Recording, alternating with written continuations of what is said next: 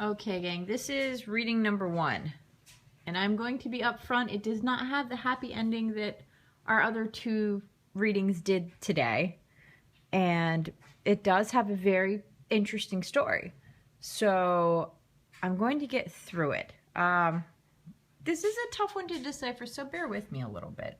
Our dear friend, as we start out with the Two of Wands. I mean, you know, my friend is beautiful, but this card definitely denotes the beauty that's inside and out.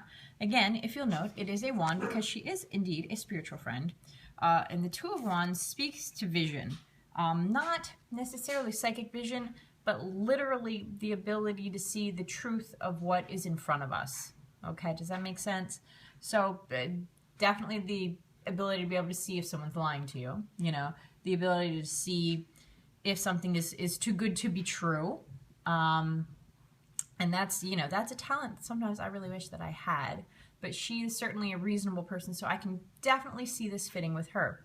Unfortunately, she's crossed by the King of Pentacles. And while Pentacles are indeed money, they are also material wealth and things. So this being crossed, I perceive this as kind of the financial advisor telling you, no, you can't sell all your things and move to Bali.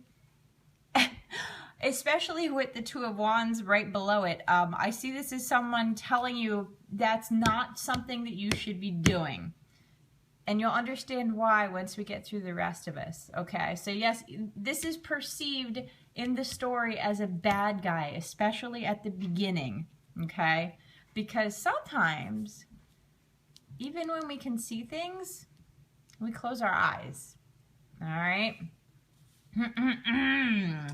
All right, so behind us, the Six of Pentacles. All right, so again, we're talking another pentacle, which is fine. We like pentacles. Pentacles are usually pretty good. When it comes especially to money, per se, having money is very pleasant. And as it's behind you, it talks to the balance that you have in your life now. You're all set. You have your life together. You have the economic balance that you need to be able to pursue the things that you want to pursue. So if it was taking a vacation in Bali, I'm sure this person would be like, okay, maybe sell, you know, the boat and the 5th car and go vacation in Bali, versus, no, you can't sell all your crap and move to Bali, all right? Below you, we have the Three of Cups. And these lovely, delicate ladies are reminding us that, again, this is the realm of emotions, and this is a love reading. So we have to kind of tread carefully when we talk about emotions, especially since we already know that we have an unhappy ending. Three of Cups is fraternity, okay? So the Two of Cups is a couple. 3 of Cups is friends. 4 of Cups is family, right? So this is all the friends that you have below you, lovingly and supporting you, and, you know, almost all the choices that you would make. I mean, I even think that we would support you in selling everything and moving to Bali. Unfortunately, above you, we have a swordsman who is not only protecting your honor, but reminding you not to sell all your crap and move to Bali. This could be a bone of contention. I perceive this as someone that hopefully will be able to kind of be like, hey, snap out of it. Hey, snap out of it. Snap out of it. Look at both sides of the story because it's a sword, remember? Look at both sides and then make a decision, okay? Now, when we move to the forefront, we're talking the King of Wands. So as you'll notice, we see more kings here than we do young men. There is a reason for this. It's as an older client, and I don't mean, oh my God, she's so old. I mean, in the realm of a dating sphere, she is not going to be dating 20-year-olds. She is going to be dating gentlemen with homes of their own in an older phase of life, not necessarily with kids at home, that sort of thing. More kings of their own domain simply because they've been around longer, they're more stable.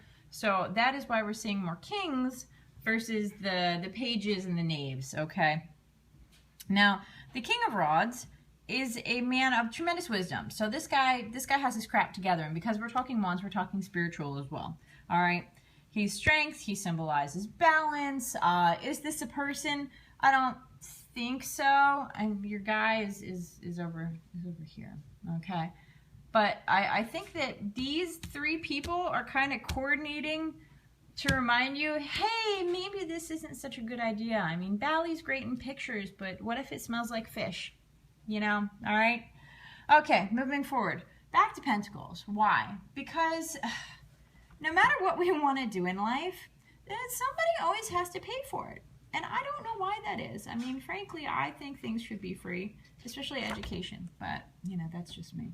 All right, but more importantly, my note, finally, once I can find it, is dualism. And the interesting part of love is that we have a choice. I mean, the heart is going to fall for whoever the heart falls for. But if we look hard enough, we can see the reality of a person, or we can close our eyes. It's up to us. Okay, so the dualism, again, money has the power to buy those really, really expensive Prada shoes, or we can eat for a month, you know. And that's certainly a decision that all young women have to contend with at one point or another, if you know what I mean. All right, where's my ace? My Ace of Cups. So this is your environment. Decisions. Our Ace of Cups. Again, this is the cup full of love that runneth over, okay? It's the kind of the environment in which we're making the decision. So if you're already in a love environment, of course you're going to make the decision towards love. I mean, who wouldn't? Who that is open to that wouldn't? Unless, of course, they're seeing the truth about this gentleman. The King of Cups. Cups. This is going to be somebody that is absolutely going to steal your heart. And, you know, why wouldn't you let them? It's an opportunity for love. It's probably an opportunity for a very good lesson because he's going to break your heart and it's going to suck. Is that harsh? Yes, but why am I putting it like this? Because, you know, everybody has a good side and a bad side. And when we're first presented with a suitor, of course they're going to show us their good side because, you know, that's the side that we want to see. We want to love them. We want to accept them. And even though the Ten of Swords certainly speaks to acceptance about a wrong decision, it also reminds us that, you know, we made the choice. We made the choice of understanding instead of fearing love. We made the choice to love. And even though it sucks not being in love or being over that love, or, you know, we are going to move on and pick our crap up and try again and not give up. So instead of moving to Bali and falling for the King of Cups, we may love briefly the King of Cups and then be sad when he goes and not move to Bali with him. I always want happy answers for everyone. I truly do. But unfortunately, sometimes life throws us lessons.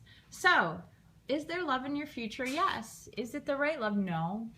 Is it love that you could have for a little bit? Yes. Is it love that's going to make you sad when it goes? Yes. And I kind of hope that rhymed. It is an answer that many of us see in real life too often, and in cards not often enough. So it's a love story that doesn't end well. And I certainly hope that at least you keep your eyes open enough to realize that it's temporary when he shows up. If not, call me when you hit this spot and we'll have some ice cream and FaceTime, all right? I love you, number one. I love you. You will always, always, always be number one in my book, all right? And I hope you guys take a lesson from this reading as well, all right? Have a great weekend. Bye.